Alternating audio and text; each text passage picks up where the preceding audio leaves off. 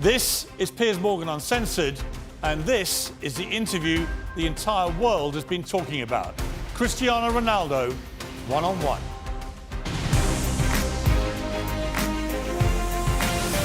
From London, this is Piers Morgan Uncensored. Welcome to a special edition of Piers Morgan Uncensored. Cristiano Ronaldo is a football megastar. In my opinion, the greatest player to ever grace the game. He's also one of the most famous people on the planet. He's had the toughest year of his life, on and off the pitch, facing personal tragedy and a barrage of criticism from fans, pundits, even his own coaches. Everyone else has had their say. Now, it's his turn. And Cristiano is most definitely uncensored. Cristiano, let me start just by asking you, why are you doing this interview with me?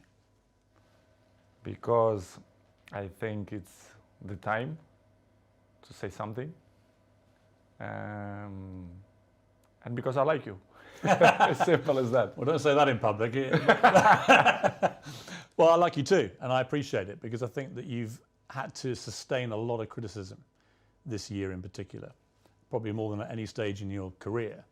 And I think it's time to set the record straight and to clear up a few things, not least, I suspect, for the fans of Manchester United. You must be wondering what the hell's been going on.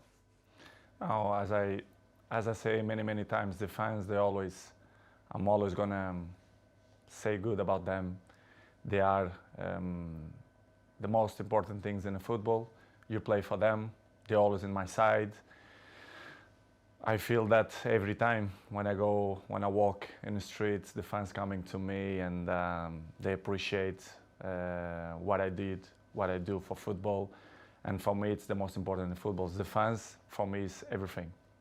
I want to take you back to last summer. You're at Juventus, and there's massive speculation about where you're going to go. And the big rumour is that you're going to go to Manchester City. So first of all, how close was that to happening? Well, honestly, it was close. It was close. It's something that they spoke a lot, and Guardiola say 2 weeks ago, I guess, that they try hard to have me. But as you know, as my history in Manchester United, your heart, your feeling, the history that you did before, make the difference. And of course, as well, Sir Alex Ferguson. So I was surprised in the same way, but it was conscious decision because the heart speaking loud in that moment. You were a Manchester United legend. So when you say your heart led you, it's because of that, the history you had with the club and the relationship you maintained with Sir Alex, with the fans. I think it was the key. It was the difference in that moment. But I cannot be loyal if I would say that Manchester City wasn't close. But I think I did conscious decision. I don't regret in some point. And as you mentioned before, Sir Alex Ferguson was the key. Did you speak to him before you Yes, came I back? did. Yes, I did. I spoke with him, and What did he say to you to try and persuade you? he said to me that it's impossible for you to come to Manchester City. And I say, okay, boss. So I took the decisions, and I repeat I was with conscience that it was a good decision. You came back and it couldn't have started better. You played at Old Trafford. Yeah, you won 4-1 against Newcastle. You scored twice. Sir Alex was there, loving it, obviously, the return of the prodigal son. Your mother was there, the return of her own son. Your mother was crying, obviously. Obviously, yes. But what a comeback. How did that feel that day when you came off the pitch? Well, that feeling was amazing, but not only the day of the game. I felt before the week before that everything changed. The world speak about me, Cristiano, back home, back where they belong, so it was a special moment to be back to Manchester United, to perform for our fans, and of course to score 2 goals was the best welcome that I received in Old Trafford. It was a memorable day and unbelievable day too. The Viva Ronaldo chant went up. Yes, Viva Ronaldo. You like hearing that? Be back. Of course I did. Yeah. As I told you before, the fans for me, they are everything. 2 things happened, I think, within 24 hours of you re-signing for United. One, you broke the all-time record for shirt sales in 24 hours. You actually beat a guy called Messi at PSG. You must have been happy about that. Of course I do. As you know, I don't follow the records. The records follow me. So it's good. Another one in my book. And the other one was the Manchester United tweet announcing that you were rejoining the club was the most tweeted or most liked tweet, I think, in Twitter history. It's good. As I told you before, it was a good moment. Nobody expect, because things change around, in my opinion, in 72 hours, which is you plan, or they spoke, not only Manchester City but other clubs too, spoke about your name, that you will change Juventus for another club. But Manchester United wasn't there, wasn't in that pot of that teams, but surprised everybody, even me, to be honest. After a few weeks, things weren't going well at Manchester United. The club just wasn't firing. And in the end, Ole Gunnar Solskjaer, the manager, got sacked. And that's within like 2 months of you coming back. What were you feeling about what was going on at United? And what did you feel generally about the club itself and the state that the club was in compared to when you'd been there before? Piers, to be honest, when I signed for Manchester United, I thought everything was changed, because it's 13 years that I'm changed. I was in Real Madrid 9 years and 3 in Juventus. And when I arrived, I thought everything will be different, you know, the technology, the infrastructures and everything. But I was surprised in a bad way, let's say in that way, because I saw everything was the same.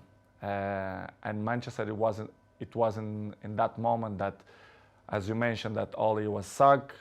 Michael Carrick, he assumed the job for 2 games, Villarreal and Chelsea away, and everything was so fast, but surprised me a lot.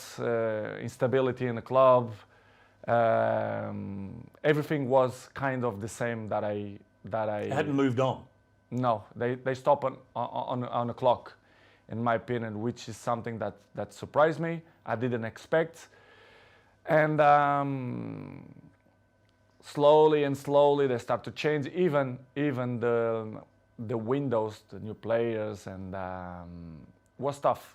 It was tough for me because I didn't expect that. And because when you were there before, if Manchester United wanted a player under Sir Alex Ferguson, they normally got their man. Right now, it's a very different environment. After many years of failure since Sir Alex retired, United weren't getting the top players anymore.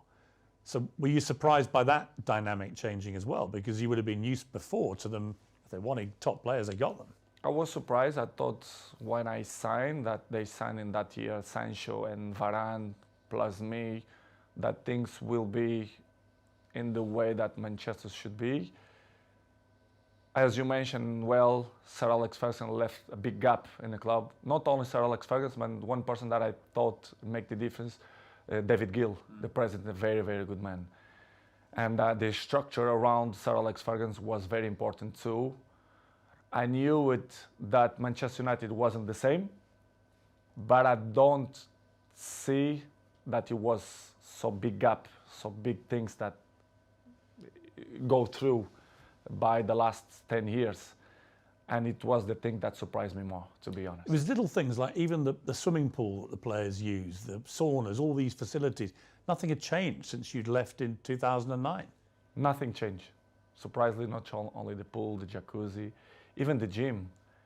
Even some points, the technology, the kitchen, the chefs, which is I appreciate, lovely persons. they stop in a time which it surprised me a lot. I thought I will see different things, different, as I mentioned before, technology, infrastructure, but unfortunately we see many things that I'm used to see when I was 20, 21, 23, so surprised me a lot. You'd also, of course, as you said, you'd been at Real Madrid and Juventus, where you saw them moving all the time to progress with technology, the latest thing, to improve performance levels. So you were able to compare what you'd experienced there with what was not happening at United. In United, the progress was zero, in my opinion. To compare with Real Madrid and even Juventus, that they follow the recent world. So the technology, especially the terms of training, nutrition, and conditions of eat properly and to recover better than before, surprised me. Manchester right now, to compare with that club, I think it's behind, in my opinion, which is something that surprised me. A club with this dimension should be in the top of the tree, in my opinion, and they are not. Unfortunately, they are not in that level, but I hope the next years they can reach to be in a top level. Up next, Ronaldo's scathing verdict on what's gone wrong at Manchester United.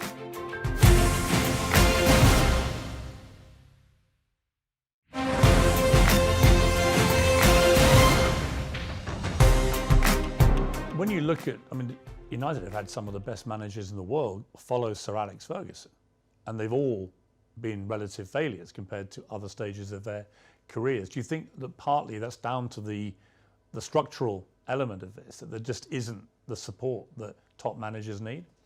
I don't know what's going on, but since the Sir Alex Ferguson left, I saw not evolution in the club. The progress was zero. For example, you have an interesting point that how the club as Manchester United, after Ole, they bring sport directive Ralph Rangnick, which is something that nobody understands. This guy is not even a coach. A bigger club like Manchester United bring sport directive, surprised not only me but all the world. Well, it was a ridiculous decision, wasn't it? Of course, in my opinion, you have to be honest. If you're not even a coach, how are you gonna be the boss of Manchester United? It's something that I should see that Manchester is not followed not the right way to reach successful like other teams, like for example Liverpool or Manchester City, Chelsea.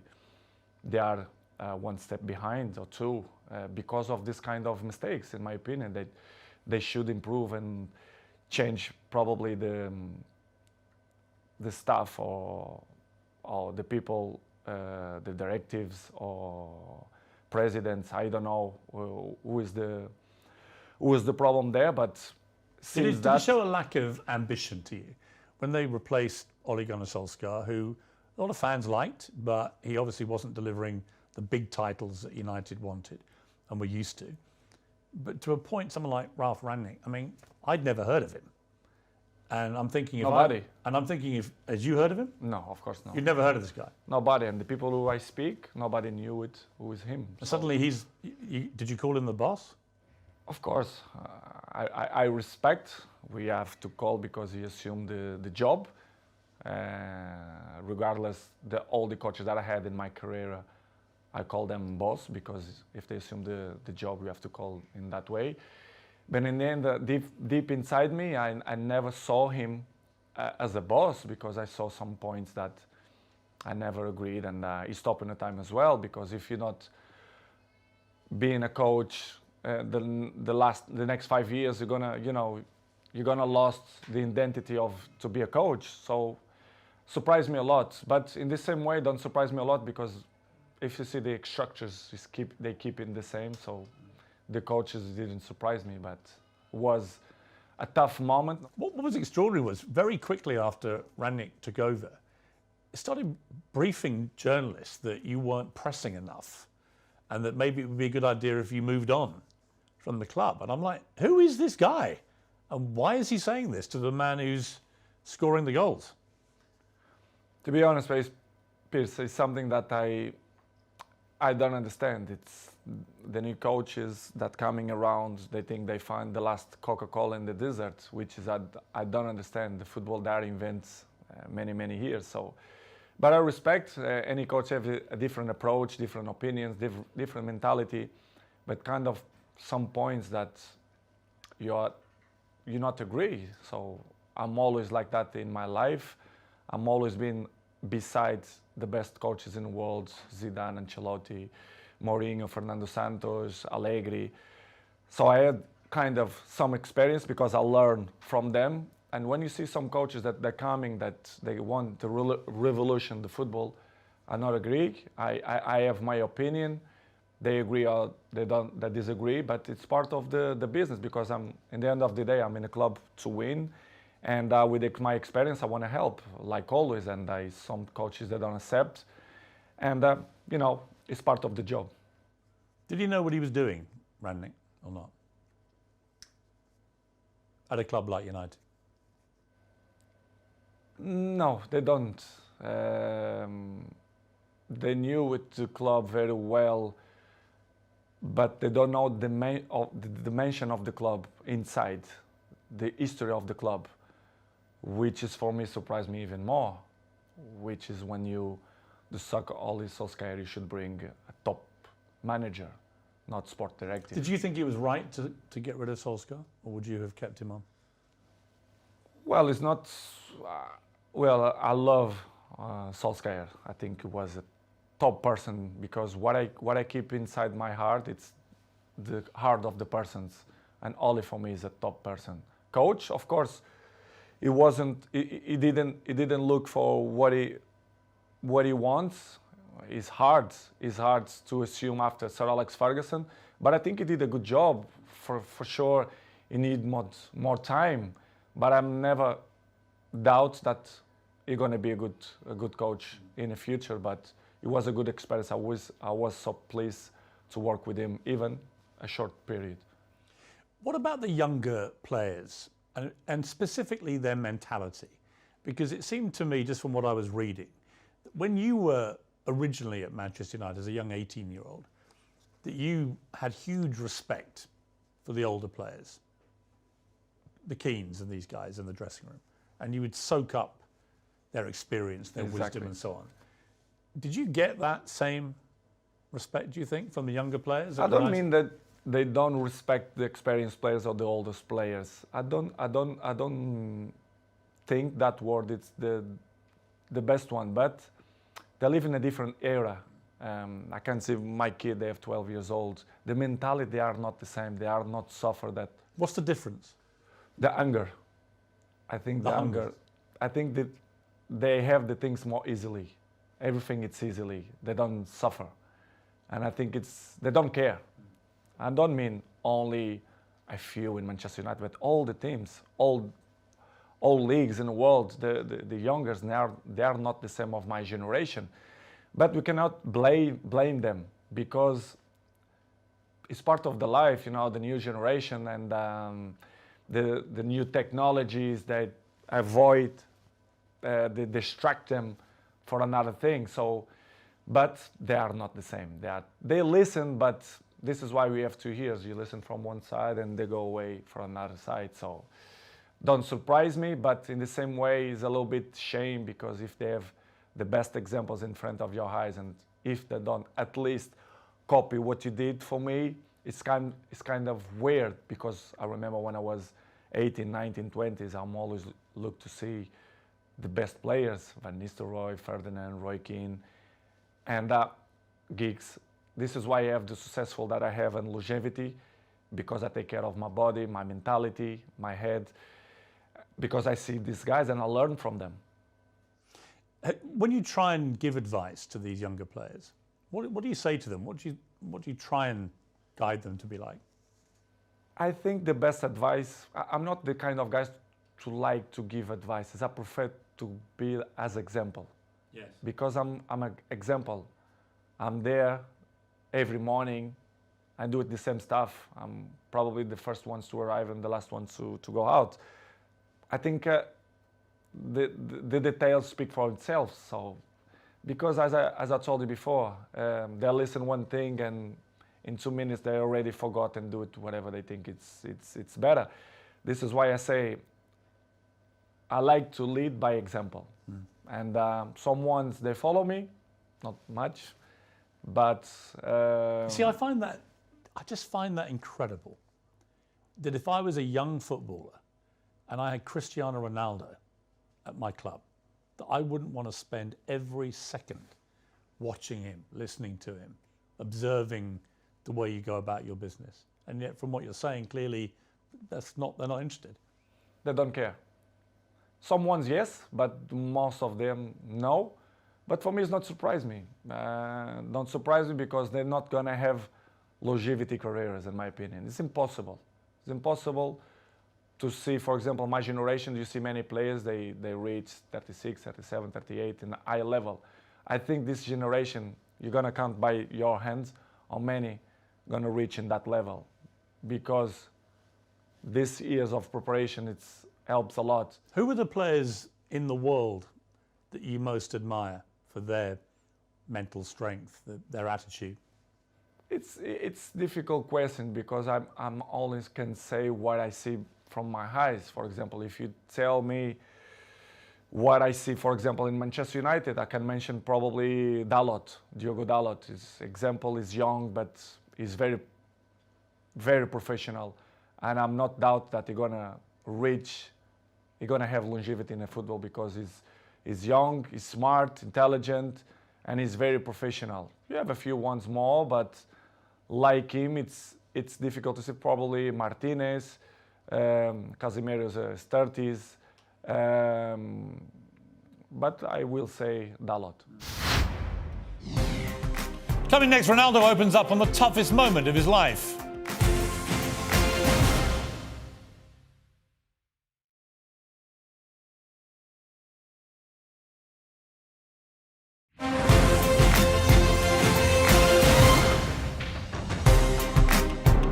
So Rangnick's come in, it's your second manager, it's not working, the results aren't great. You're still scoring goals regularly for Manchester United. You're about the only one who is. But then you get hit by an awful episode in your life, probably the worst time of your life, where your partner, Georgina, she's pregnant with twins and is actually giving birth to these 2 babies. And your baby son doesn't survive. And I don't think I can imagine, I have 4 kids, you have a lot of children, you know, you can't imagine a worse thing to happen than to go a full term of a pregnancy, particularly for the poor mother in that case, but also for you. What was that like for you, that time in your life? It's probably the worst moment that I passed through my life since my father died, you know. When you have a kid that you expect that everything will be normal and you have that problem, it's hard, you know. As human being that I am, me and Georgina, we had quite difficult moments because we don't understand why happened to us. Was difficult, to be honest. Was very, very difficult to understand what's going on in that period of our life. As you know, the football carry on. They are so fast, many competitions. The football don't stop. We have many competitions. And pass through in that moment was probably the most difficult moment that I had in my life. Me and my family, especially Gio, that was tough. She said she was giving an interview about the new series of her TV show. And she said in an interview, a big piece of my heart shattered. And I asked myself how I could carry on.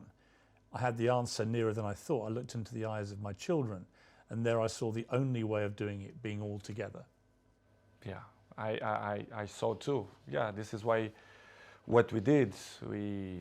I grew up my family, especially Gio, and we had the difficult moments, but we said, listen, we have more kids. We have one that born, Bella, that we have to be happy too. I mean, such a difficult situation again, where you're mourning the terrible loss of your little baby boy, but also celebrating the birth of your beautiful daughter. I try to explain sometimes to my family and even my close friends. They say, I never felt to be happy and sad in the same moment. Yes. I never felt. It's hard to explain. So difficult. So difficult. You don't know if you cry or you don't know if you smile. Yes. Because it's something that you don't know how to react. You don't know what to do, to be honest. And of course, I remember very well that I looked like, I don't know the word that to define what I felt in that moment, but it's crazy feelings, it's crazy emotional. But as I told you before, I have to hold that we had at least Bella, yes, which is the most important. One die and one survive, but it's difficult to explain. How did you explain it all to your other children? They must have been so confused about it. In the beginning, Gio arriving home and the kids start to say, where's another baby, where's another baby? Of course, Cristiano, I had conversation with him in the day, because he's 12 years old, he knows, he understands everything. And I had a nice conversation with him. We cried together in his bedroom, and he explained, and it's kind of, he didn't understand. He understand, but in the same way, he was a little bit confused. The other ones in the beginning, in the table, the kids start to say, Mom, where is the other baby, blah, blah, blah. And Gio, in the beginning, they start to say, because, you know, she had a little bit belly, because they had two, it's hard process. And after 1 week, I say, you know, let's be frontal, let's be honest with the kids. Let's say that Angel, which is the name, they go to the heaven. It's better to say in that way. Yes. And we start to use in that way. And the kids always understand when we had shots in the table, and they say, Daddy, I did this for Angel, and they point out for the sky, which is I say, and I like it the most, because you know it's part of the lives, and I'm not gonna lie to my kids to say the truth, which was a difficult process. But in the same way, I become more father, more friendly of them. They become more close to his daddy, especially me with Georgine as well. Yeah, I was going to ask you that, because these things, they can make or break relationships, because the grief can be so intense. It can drive couples apart, or it can bring them closer. In my case, it was better in that way. I become more friendly of Gio. I was of course friend, but I see more lovely for her and for my kids, and I start to see the life with a different perspective. You understand, which is coming the point of, if you're gonna ask me for sure, the pre-season moments. Yes. For example, why I didn't go to the pre-season. Yes, I'm going to come to that. Yeah. But it was just to finish in that chapter was the most difficult moment. The last since my dad died, it was this moment that I passed through the last 6 months. Do you feel your son is with you in spirit? Do you feel For that? sure, for sure. His ashes is with me, like my daddy. They are here in my house. Yes, yes. It's something that I want to hold for the rest of my life. I'm not thrown to the ocean or to the sea. I keep with me. They are next to my daddy. I didn't know if you check. I have a small church down, and you do? Yes, I do. Like a little chapel? Yes, chapel, and I keep my daddy and my son. Do you talk to them? Yes, I do. I talk with them every time, and that they are in my side. They are, they help me to be a better man, to be a better person, to be a better father. And it's something that I'm really, really proud that the message that they send me, especially my son. Amazing.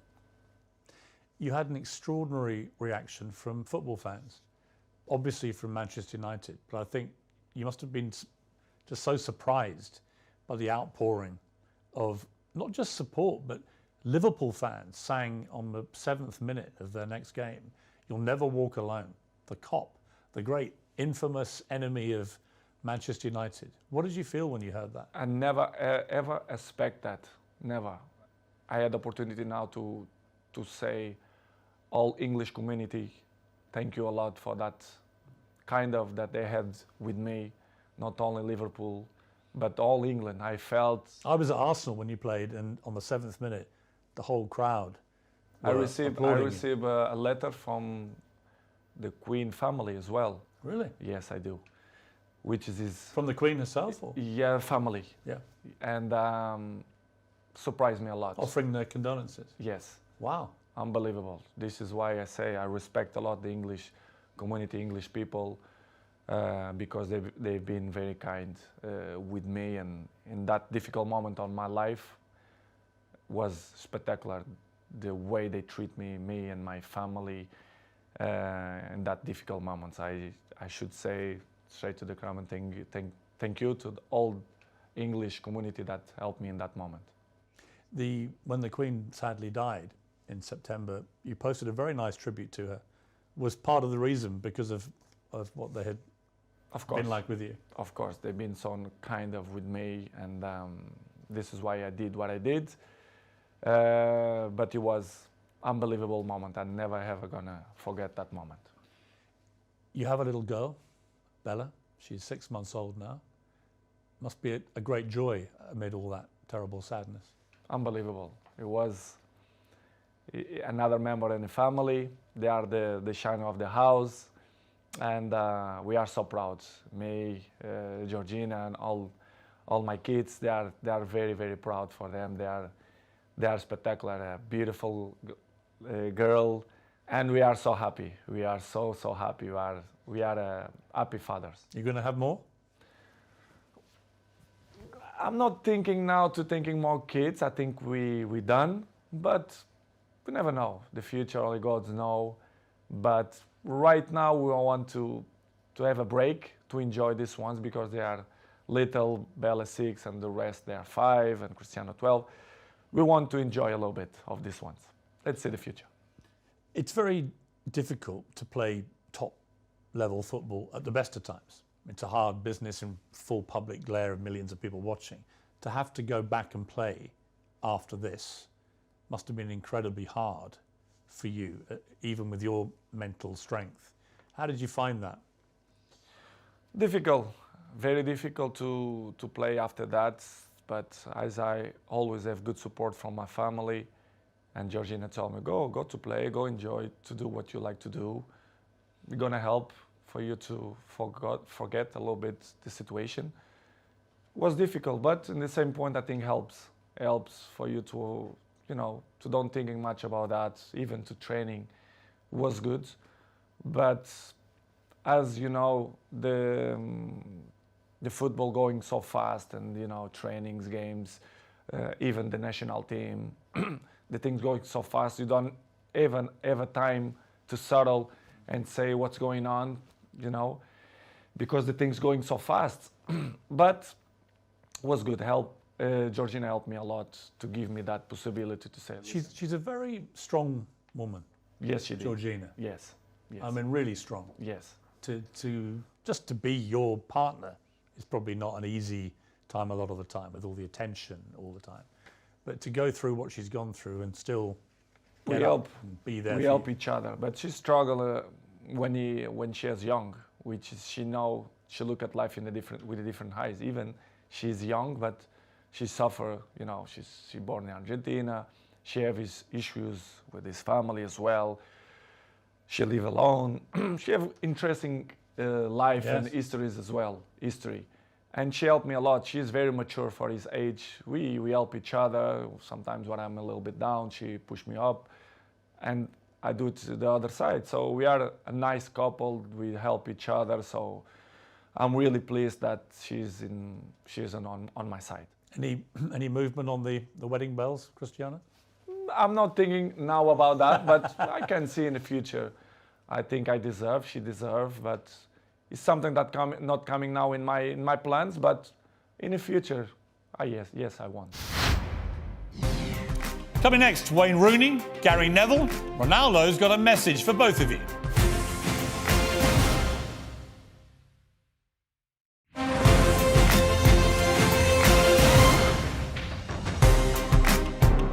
Four days after this terrible time in your life, United get a new manager, Erik ten Hag.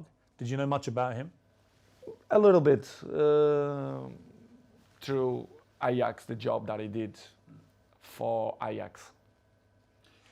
You end the season with 24 goals for Manchester United, including 18 in the Premier League, 6 in the Champions League. You were second in the Golden Boot for the English football. I mean, by any normal yardstick, that's an incredible performance. And yet you were still getting criticised. It was almost like, well, it's got to be your fault, even though you scored all the goals. Were you as bemused as I was that you were becoming the focal point for the criticism?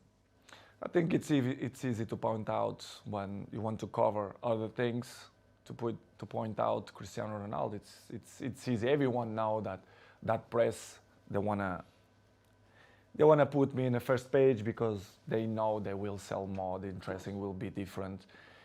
And I'm used to live like that because, you know, I was 37, I know and I learn many things. When you are in the down of the wave, when you are in the top of the wave, you don't realize and you don't see things that you don't see before, which is I appreciate, to have bad moments, to see which people is in your side, who criticize you more, because they're looking for that. They don't like to see successful people. The people only try to bring negativism. And I felt the last 4 or 5 months that not only for me, but even for my family as well, for Georgina, especially around the world, the press criticize me even more. Sometimes I don't understand why. Even Portuguese press, that they criticize me a lot. I don't understand, but I still believe that the jealousy is part of that. They want to cover many things that helps to shine other things. But listen, Piers, I know I'm 21 years in the top of the game, so I know how it takes. So for me, it's not a problem. It's hard when you are a little bit down to listen to this criticism. Do you read it all? Do you read newspapers? Do you read social media? A good thing that I have, I don't like to read because I know 90% of the times they lie. They are garbage. The press, they are garbage. Not all of them, but most of them. They don't say the truth. And they lie. They constant lie and they constant attack me and my family. They're always negativism against my family. Why I'm gonna read? Because I know they try to make me feel bad, me and my family, which is something hard to deal. But in the end of the day, I understand. But it's really, really hard. The problem you have is you're too famous. You are the most followed human being on Instagram. That you have, I just checked, 495 million followers. I have just under 2 million on Instagram. 8 million on Twitter, so I'm catching you on Twitter slowly, but 400, you're nearly at 500 million followers on Instagram. I mean, that's insane. You're bigger than all the Kardashians put together. It's good. It's good. I feel proud for that. It means a lot for me because it means that people like me too. I'm charismatic. I think why I'm the number one. Sometimes I ask that question to myself. Why me and not another one? Why do you think it is? To be honest, not just only because I play good football, because everyone knows, but I think the rest is relevant. You have to be charismatic. People have to feel some connection with you. I think to be good looking helps too. I have the same problem. Yeah, I feel the same way. To be honest, Chris, I don't know the real reason, but I think I'm charismatic and I'm a appetitive fruit. I don't know if we... A what? A fruit that people want to bite. Yeah. I don't know how you can say in English. Any particular fruit or? let's Nice say peach. strawberry. But I don't know the reason. I mean, what's incredible to me is the power you have. Appetite Appetite fruit. fruit. I don't know if it makes sense in English, but if it don't make sense, you learn. I'll research appetite fruit, yeah. Okay. I mean, I have a pinned tweet, and it's you telling me I have good abdominals, which is a very good observation. By the way. And it's only 10 seconds long. It's had 43 million views, this clip. So thank you. Because 43 million people have heard the guy who actually has got good abdominals tell me I've got good abdominals. But it showed me the sheer firepower you have in that world of social media. It's just extraordinary. Is what I told you before. I have good things, which is you can sell your own product, let's say in that way, but you have to deal with many obstacles in your life too. Do you care if people hate you? I mean, a lot of people love you, but obviously a lot of people don't. You're so big, you're going to get both. But do you care about the ones who hate Cristiano Ronaldo? I care the people who like me. I'm not waste time for the people who don't like me. I think it's waste of time. These people, they are not interesting on my life.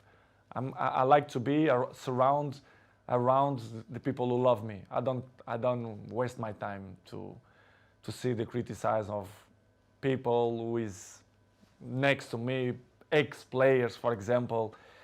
I mean, one of your biggest critics has been, and I'm surprised about this. Me too. Wayne Rooney, for example, who you played with for many years very successfully, and were good friends with him. And yet all this year, 3 or 4 times, he's come out and attacked you in the media. Piers, I don't understand. You should ask this question to him, but I don't know.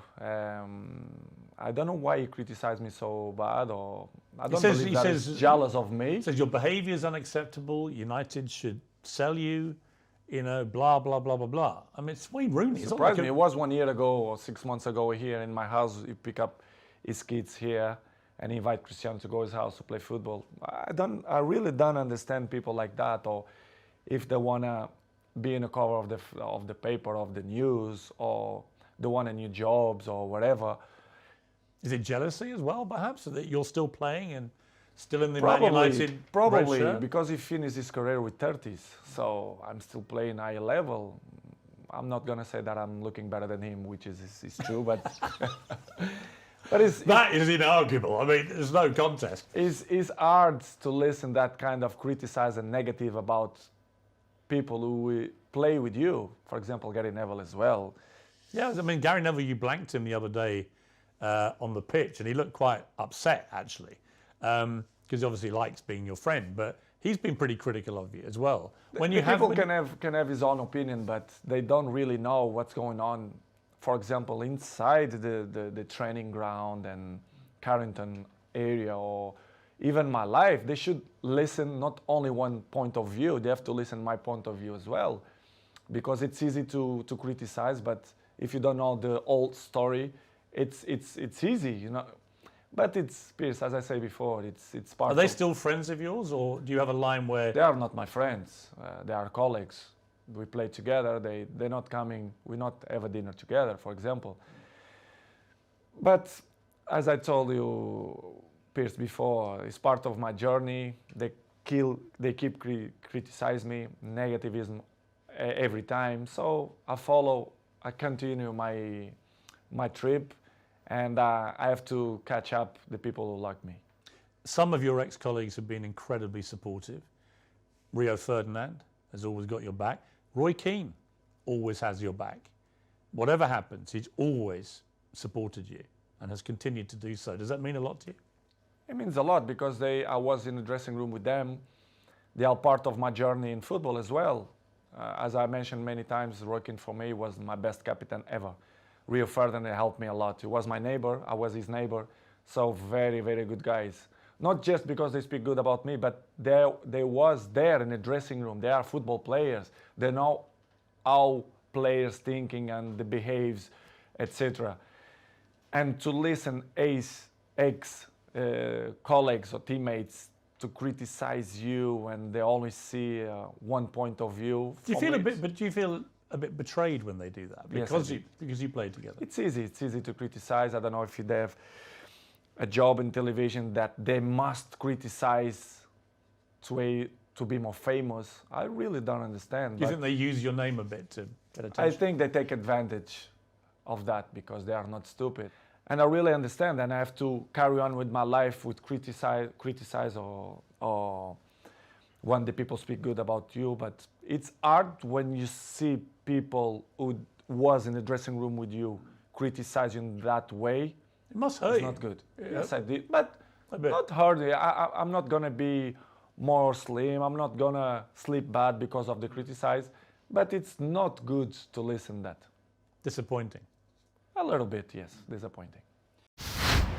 Next on Uncensored, expect fireworks in the explosive second half of my 90 minutes with Ronaldo. Your baby daughter's in hospital. And the president of Manchester United didn't believe the empathy don't exist. The Glazers, they don't care about the club. What would your message be to Manchester United fans? The fans for me will be always in my heart. He was deliberately provoking you. I didn't felt that he had respect for me. Cristiano Ronaldo's 12 rules to life. Why not? Imagine the rest of the rats, they're gonna criticize me too. I'm just trying to work out how Wayne Rooney could hate you even more. They only speak about the black sheep, which is me. They're trying to force you out. Yes, not only the coach, but the other 2 or 3 guys there around the club. Yes, I feel betrayed. If you don't have respect for me, I'm never gonna have respect for you. Do you think England have a chance? I have a chance beside Portugal, in my opinion. That's it, you retire, right? Yeah, I retired. 100%.